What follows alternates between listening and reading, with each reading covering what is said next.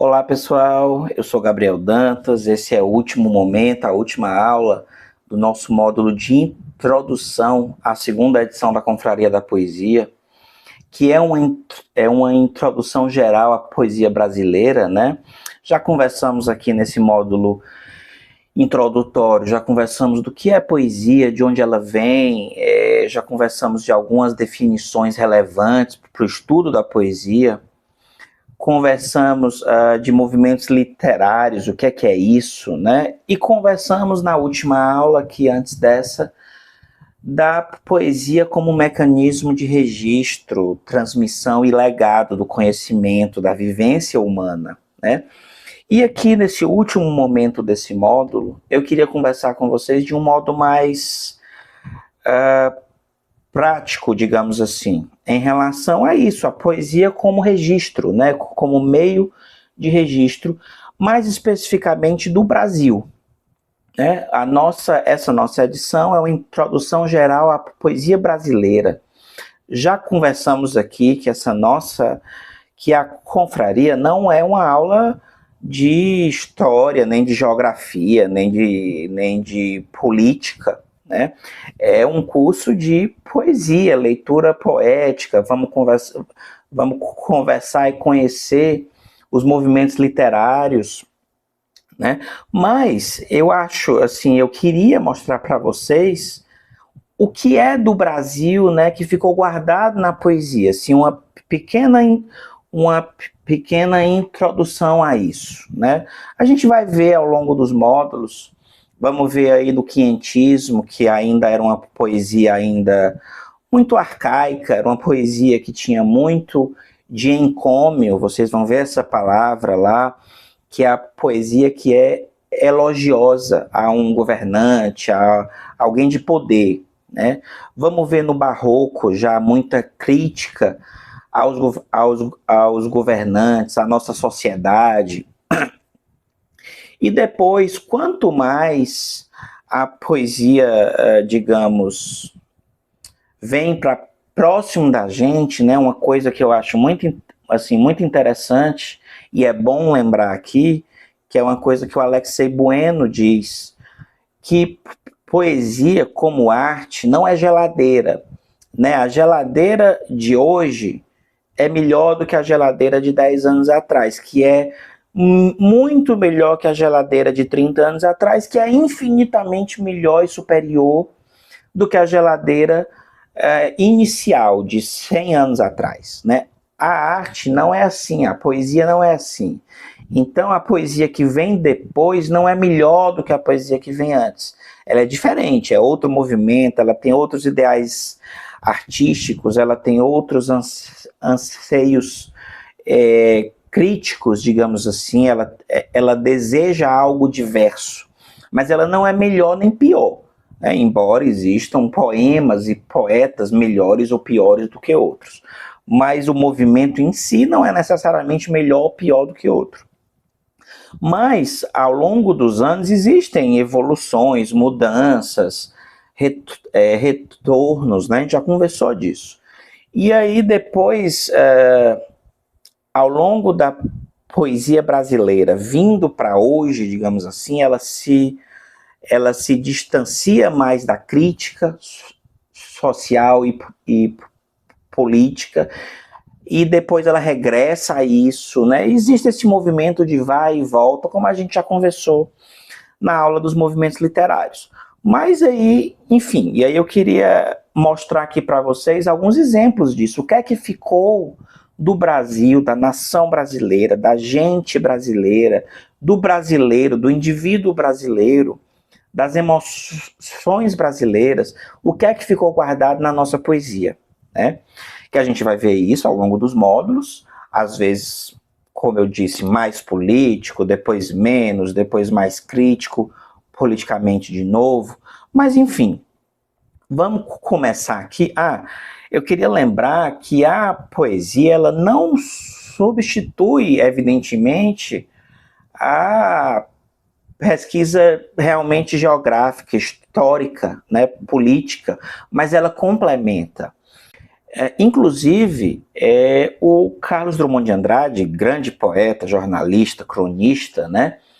Ele dizia que se você quiser conhecer o Brasil ou qualquer outro país de um ano específico, o Brasil de 1940, o Brasil de 1850, não adianta buscar só os registros documentais, né? Não adianta buscar os anais de alguma academia, de algum jornal, uma coisa assim. Você precisa buscar o cronista e o poeta.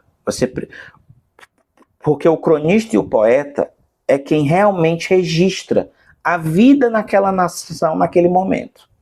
Se você quiser, ele diz isso numa entrevista, se você quiser conhecer o Rio de Janeiro, como era a vida do Rio de Janeiro num ano específico, busque os cronistas e os poetas que viviam ali naquele momento. O que é que eles escreveram, o que é que eles deixaram guardado ali, né? Vamos começar aqui com uns versinhos de Gregório de Matos, que esses versos, inclusive, vão estar na aula de poema, numa das nossas aulas de poema, lá no Barroco, em que ele diz assim, isso são versos escritos há quase 400 anos. Ele diz que os brasileiros são bestas e estarão a trabalhar toda a vida para manter Maganos de Portugal. Magano, malandro, meio golpista, aquela coisa.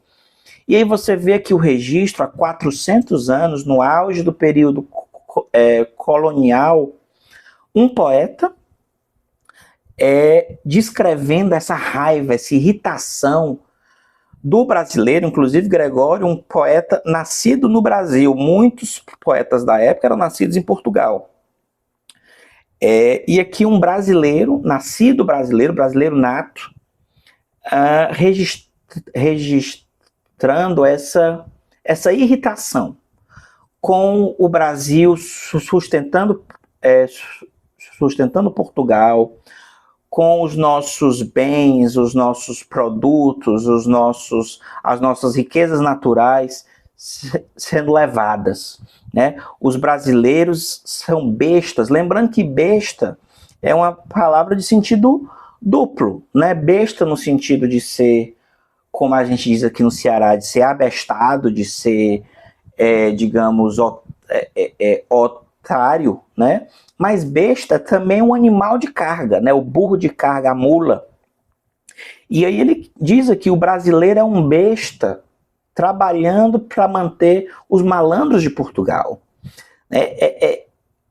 É muito interessante, a gente busca esses versinhos e a gente revive uma coisa que não vai se encontrar em registros históricos, não vai se encontrar, dificilmente vai se encontrar em livros, documentos políticos, jurídicos da época, mas você encontra na poesia. Você encontra essa irritação, nós aqui trabalhando, mantendo aquela gente que não nos conhece, que não vem aqui, que não está nem aí para a gente, vem aqui para nos explorar. Eu acho isso muito interessante. Vamos em frente aqui para mais um poema que eu adoro, do modernismo, Oswald de Andrade, já 300 anos depois do poema de Gregório que a gente leu. Que é o poema Erro de Português, que ele diz, quando o português chegou debaixo de uma bruta chuva, vestiu o índio. Que pena, fosse uma manhã de sol, o índio tinha despido o português. Esse poema é brilhante, cheio de duplos sentidos.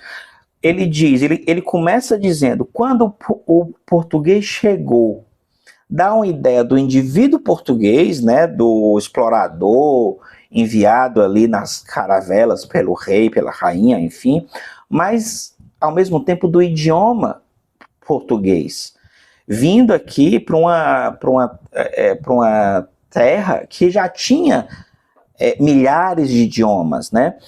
E ele diz que quando o idioma e o indivíduo chegaram aqui, vestiram o índio, né? Dá uma ideia aí de vamos aqui cobrir isso que nós não concordamos, que nós não aceitamos, vamos cobrir com a nossa vestimenta, com o que é nosso.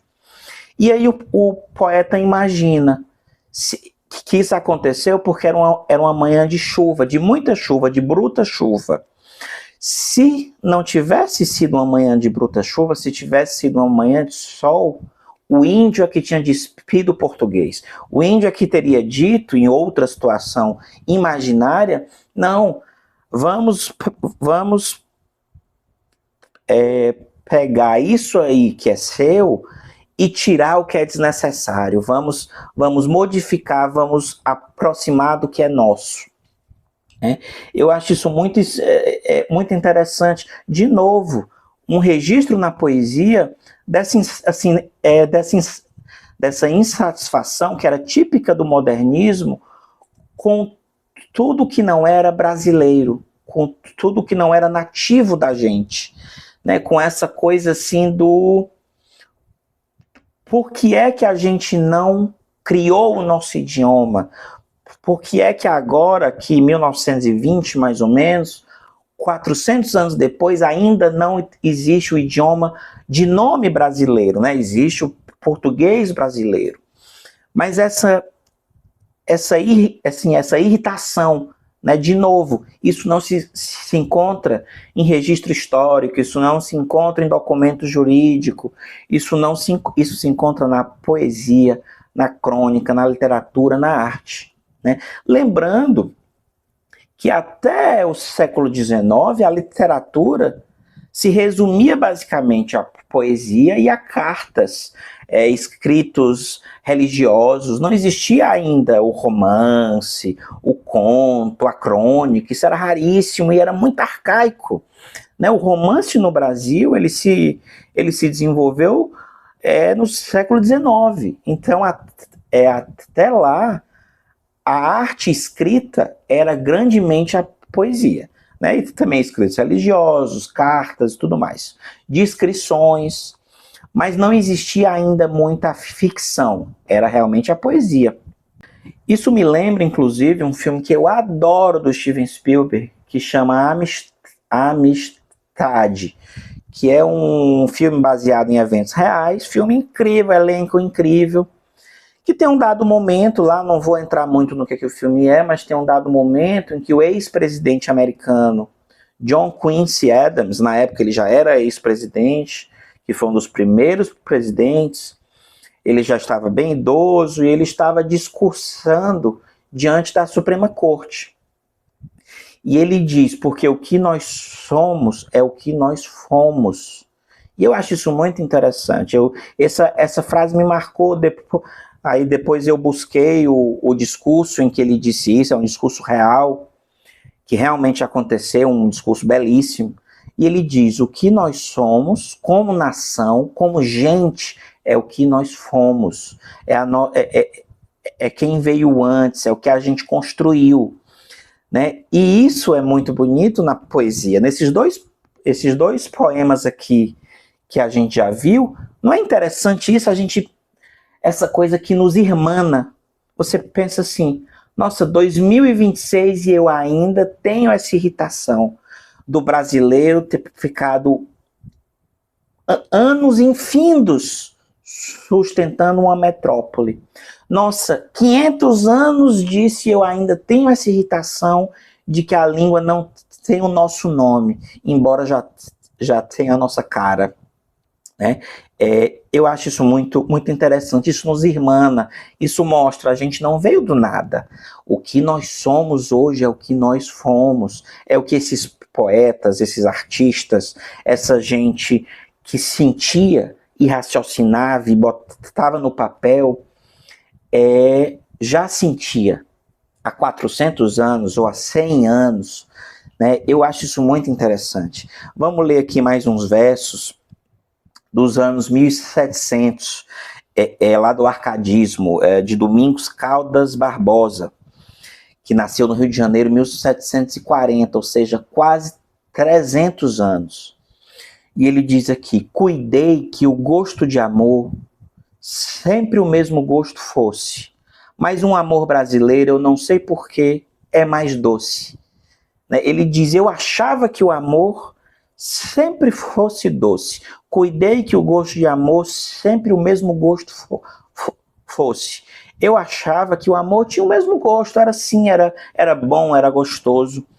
Mas aí eu descobri, o amor brasileiro é muito mais doce. Eu não sei por quê. Eu não sei por que é mais doce, mas é.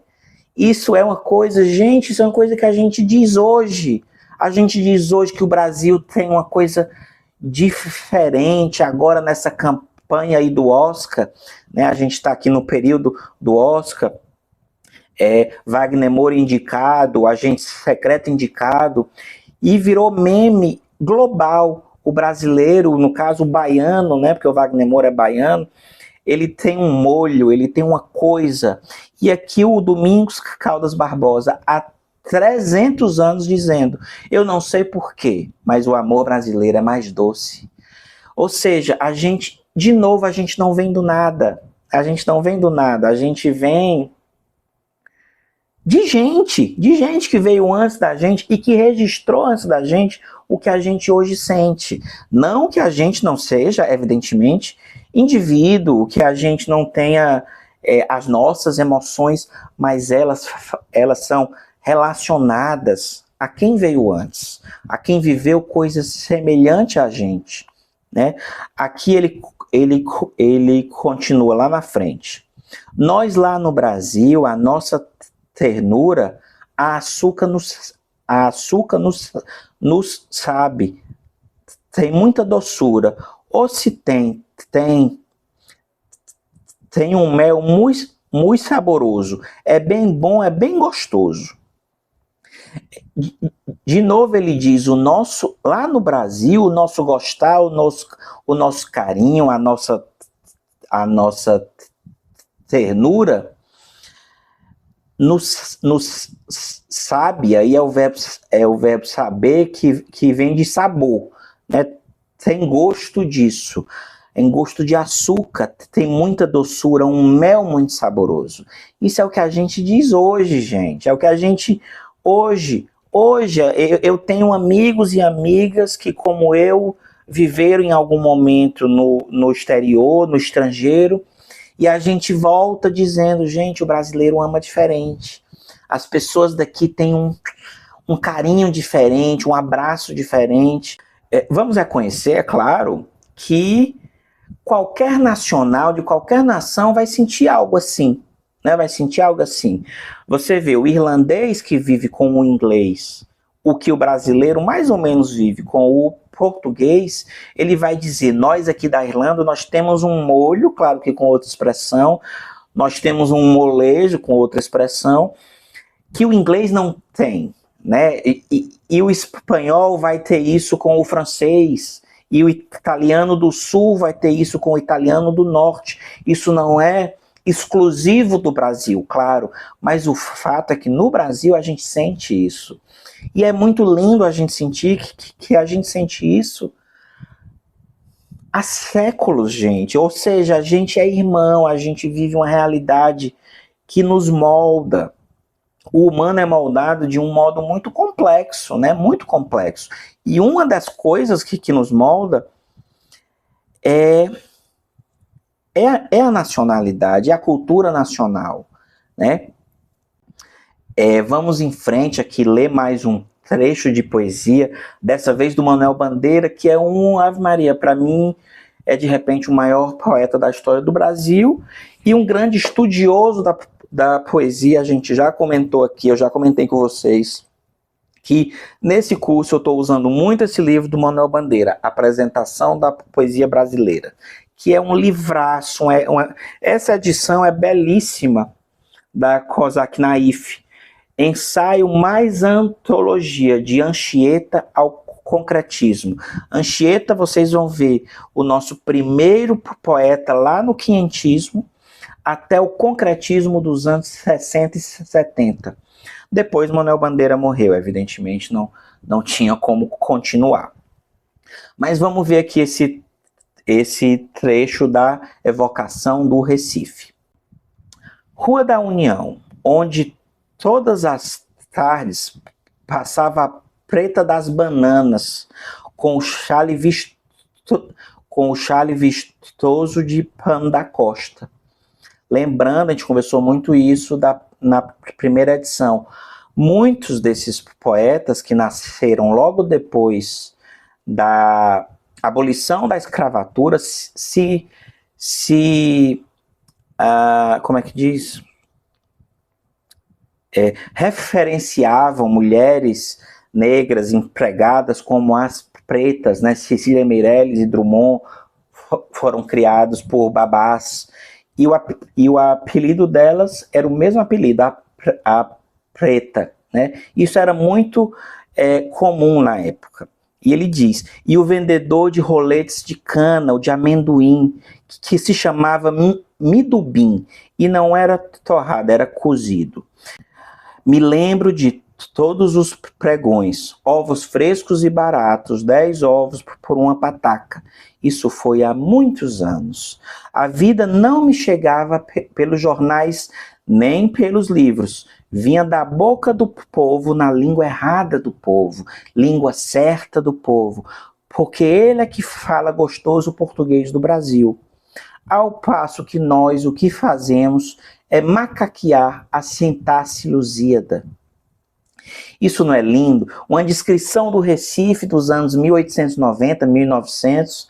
Manuel Bandeira nasceu em Recife em 1890, então ali ele ainda era criança. Uma descrição que tem cheiro, som, visão, cor, né? O chale vistoso da preta das bananas, o cheiro do amendoim que se chamava midubim e não era torrado, era cozido.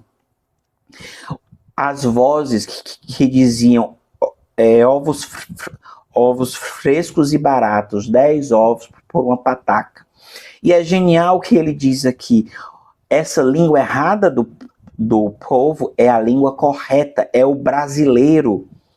Porque ele, o povo, a gente, é que fala gostoso o português do Brasil. E nós, poetas, acadêmicos, escritores de ensaios, o que a gente faz é macaquear, é imitar, é mimetizar, é mexer e remexer a sintaxe lusíada. A gente imita o que nos foi dado, lembrando lá do Oswald de Andrade, veio o português e vestiu o índio com o português. E aí a gente fica macaqueando a sintaxe lusíada, enquanto a gente brasileira, essa língua errada, essa que é a língua certa. Isso é muito lindo. Isso é muito lindo. Isso, inclusive, vive muito ainda hoje na poesia popular do Nordeste, que é uma poesia oral, muitas vezes improvisada, musical demais. Eu não sei exatamente como acontece em outros estados do Nordeste, mas aqui no Ceará, aqui em Fortaleza, a gente vê muito na praia, né? A gente está ali numa barraca de praia, na orla da praia, e vem dois senhores, geralmente de mais idade, ou os dois com um violão, ou um com violão e outro com a sanfona, às vezes um triângulo, e eles criam o repente, né, que é a poesia improvisada na hora ali, baseada em você.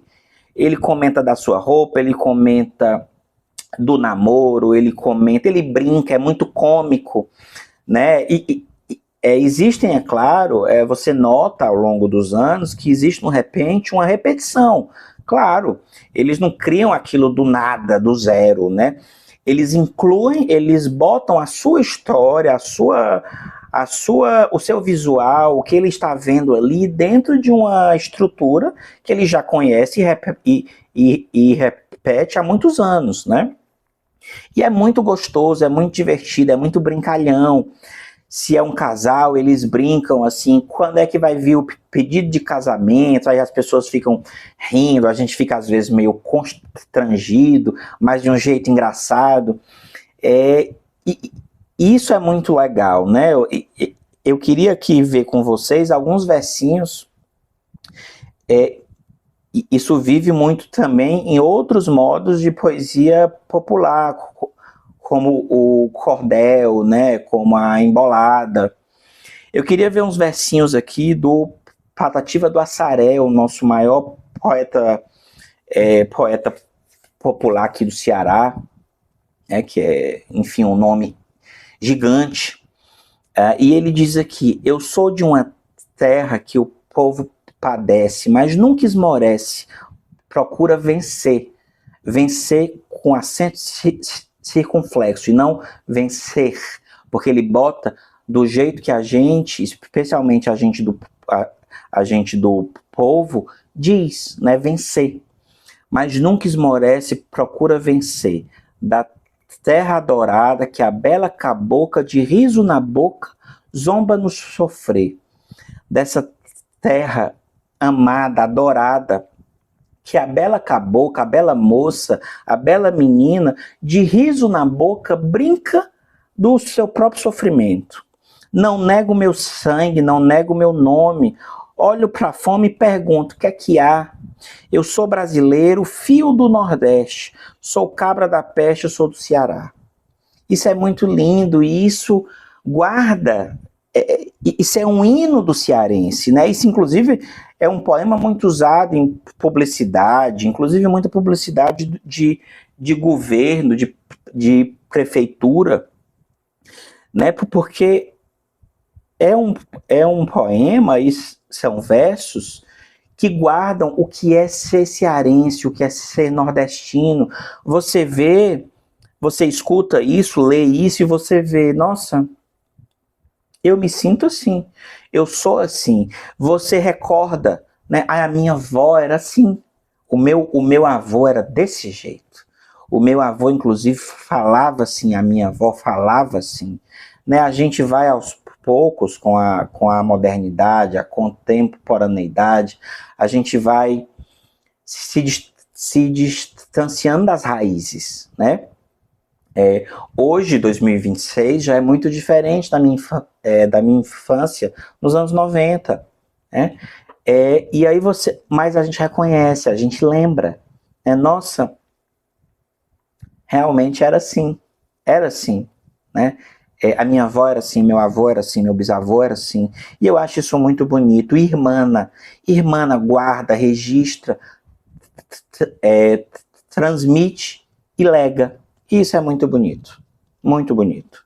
Isso nos alcança, e alcança, como a gente já conversou em outras aulas, às vezes como contra-exemplo. Às vezes é assim, nossa, eu não sou assim, e eu queria.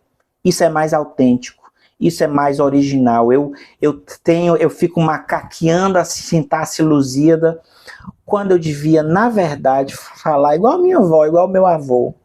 Ou então não, ou então o contra-exemplo do sentido de não, eu discordo, a gente precisa mesmo aprender a língua culta, existem 1000 hipóteses diferentes de leitura, mas é difícil que versos assim não alcancem quem viveu algo na mesma região, no mesmo lugar, né? Por quê? É a poesia como mecanismo de registro, transmissão e legado. Isso é muito bonito, gente. E, ao mesmo tempo, gente, existe muita coisa registrada que é muito... com a qual a gente não se relaciona, mas que a gente reconhece e que é muito interessante, porque é o que a gente vê em livros de história. A gente, assim, eu disse, né, a poesia ela não substitui a história, mas ela complementa a história. Né, alguns versos aqui, por exemplo, de Basílio da Gama, lá no poema O Uruguai, que é um poema, é uma epopeia, né, que conta os eventos da guerra entre jesuítas, índios e europeus. E aqui um dos generais diz: quem podia esperar que uns índios rudes, sem disciplina, sem valor, sem armas, se atravessassem no caminho aos nossos e que lhe disputassem o terreno? Você vê aí o general europeu dizendo: quem imaginaria que esses índios, esses bárbaros, esses selvagens, né? Você vê que ele não tem qualquer tipo de respeito ao índio, ele detesta o índio até. Quem podia, e ele nunca imaginou que o índio ia ter essa audácia. Quem podia esperar que uns índios rudes, sem disciplina, sem valor, sem armas, se atravessassem no caminho aos nossos e que lhe disputassem o terreno? Quem podia esperar que essa gente bárbara ia ter a coragem de se indispor conosco, nós que somos europeus e portugueses e já conhecemos a ciência, a pólvora, e essa gente rude, não só rude, mas sem valor, né? Você vê, já é uma emoção que eu não reconheço, imagino que vocês não vão reconhecer, mas que a gente vê no mundo ainda. No Brasil, a coisa do racismo, da diminuição ao outro, isso existe muito aqui no Brasil ainda. E aqui, alguns versos depois, ele diz: e os jesuítas os incitam e acompanham, que à sua descrição só eles podem aqui mover ou sossegar a guerra. Ele reconhece aí o imenso poder da igreja. Quem é que no Brasil tinha o poder de mover ou sossegar a guerra, iniciar ou encerrar uma guerra? Eram jesuítas. Inclusive, nisso, o general, de novo lembrando do que a gente conversou, da diferença entre poeta e eu lírico. Isso aqui não é o Basílio da Gama dizendo essas coisas. Inclusive, ainda mais porque isso aqui é um poema narrativo, em que existem vozes, existem diálogos, existem personagens. Isso aqui é um general, o general Gomes Freire de Andrade. E aí ele diz, assim, ele diminui ainda mais os índios, porque não é o índio que quer entrar na guerra, é o jesuíta que está ali. Quem é que manda no início e no fim da guerra? Os jesuítas, a igreja. Lembrando, gente, do que a gente já conversou em outra aula, da diferença entre o eu lírico e o poeta. Isso aqui não é o Basílio da Gama que está dizendo essas coisas. Isso aqui é o general Gomes Freire de Andrade, até porque esse poema é um poema narrativo, existem diálogos, existe a voz desse personagem, daquele personagem, do outro personagem, de vários personagens. Isso aqui não é o Basílio da Gama, certo? É o general. Isso aqui, inclusive, já é outro personagem, um personagem indígena, nativo, que é o cacibe Cacambo, que responde ao general: pobres choupanas e algodões tecidos, e o arco e as flechas e as vistosas penas são as nossas fantásticas riquezas. Muito suor e pouco ou nenhum fasto. Volta, Senhor, não passes adiante. Que mais queres de nós? Não nos obrigues a resistir-te em campo aberto. Pode custar-te muito sangue o dar um passo. Não queiras ver se cortam as nossas flechas.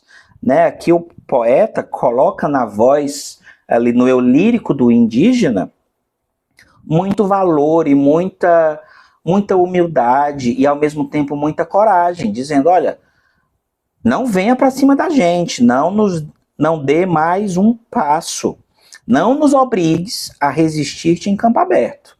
Isso vai te custar muito sangue. O dar um passo vai custar-te muito sangue. Não queiras ver se as nossas flechas realmente cortam a carne, se as nossas flechas fazem sangrar. O Basílio da Gama constrói um personagem no general, um arrogante, desprezível, racista.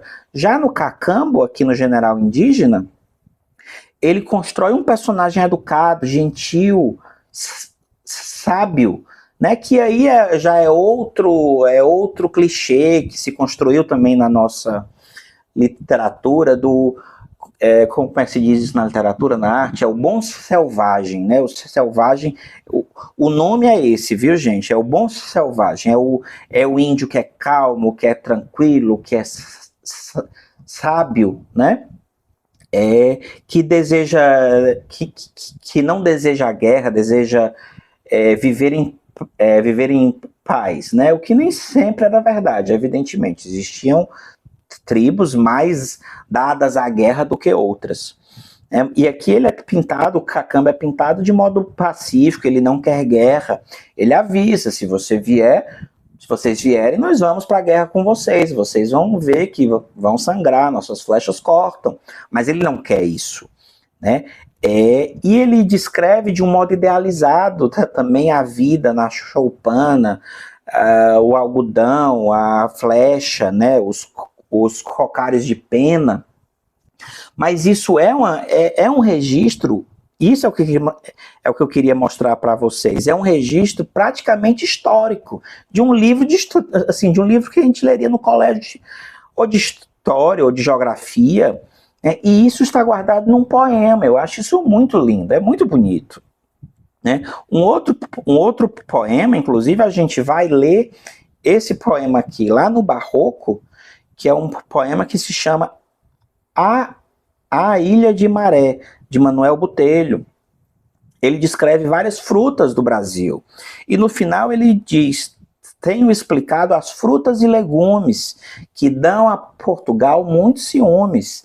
Ele descreve aí, de novo, há quase 400 anos, esse orgulho, isso que a gente tem, vocês não têm. Vocês têm a ciúme do que a gente tem, do que a gente planta aqui. Inclusive, é um poema que a gente vai ler com mais detalhe lá na frente, em que ele descreve com muito carinho e orgulho as frutas, os legumes, os ares, os mares, os arvoredos, as águas, o açúcar.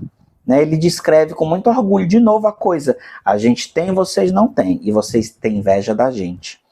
E para a gente encerrar, eu queria ler aqui um trechinho de Castro Alves em relação à escravidão. Né? Castro Alves, um poeta incontornável, e a escravidão, um assunto incontornável na nossa poesia, na nossa arte.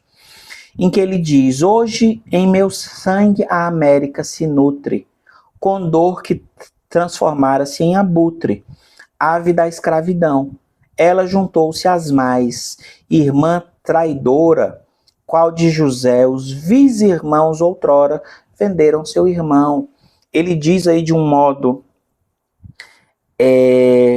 já bem mais trabalhado, com frases mais difíceis, que é o que a gente costuma relacionar à poesia, né? Mas ele diz: a América, o nosso continente, ele se nutre de quê? Do sangue de gente, da gente. Ele diz: hoje em meu sangue a América se nutre. Condor que transformara-se em abutre e se juntou às mais. É uma irritação assim, nossa, a gente fica independente, a gente se livra de Portugal e se junta às outras nações, mantendo a escravidão. Irmã traidora, prometeu a abolição e não aboliu. É muito potente, né? São muito potentes esses versos. Hoje em meu sangue a América se nutre.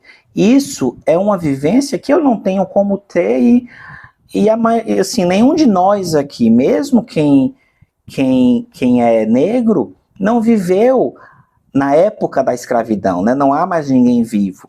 E aqui você vê uma coisa, o registro de alguém, um eu lírico que é escravizado.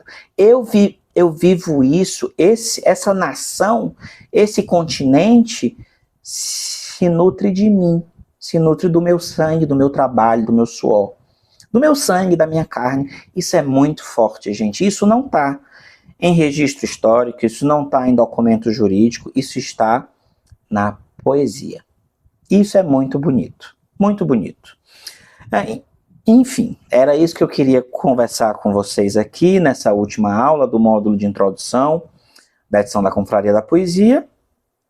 E é isso, o próximo módulo vai ser Poesia Portuguesa e Quinhentismo, e depois nós vamos entrar nos movimentos literários propriamente brasileiros. Né? É um programa muito legal, espero que vocês venham comigo até o final. Vamos lá.